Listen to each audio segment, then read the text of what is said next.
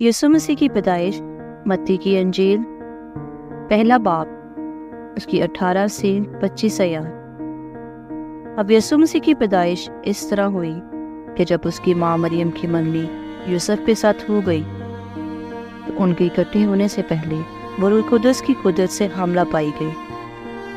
بس اس کے شوہر یوسف نے جو راست باز تھا اور اسے بدنام نہیں کرنا چاہتا تھا، اسے چپکے سے چھوڑ دینے کا ارادہ کیا۔ وہ ان باتوں کو سوچ ہی رہا تھا کہ خداوند کے فرشتہ نے اسے خواب میں دکھائی دے کر کہا، اے یوسف ابن داؤد، اپنی بیوی مریم کو اپنے ہاں لے آنے سے نہ ڈر، کیونکہ جو اس کے پیٹ میں ہے وہ روح القدس کی قدرت سے ہے۔ اس کے بیٹا ہوگا اور تو اس کا نام یسوع رکھنا، کیونکہ وہی اپنے لوگوں کو ان کے گناہوں سے نجات دے گا۔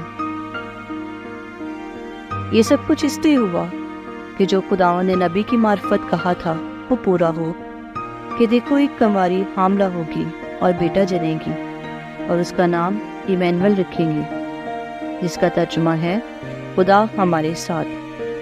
بس یوسف نے نیند سے جاگ کر ویسا ہی کیا جیسا خداوند کے فرشتہ نے اسے حکم دیا تھا، اور اپنی بیوی کو اپنے ہاں لے آیا، اور اس کو نہ جانا جب تک کہ اس کے بیٹا نہ ہوا، اور اس کا نام یسوع رکھا۔ آمین۔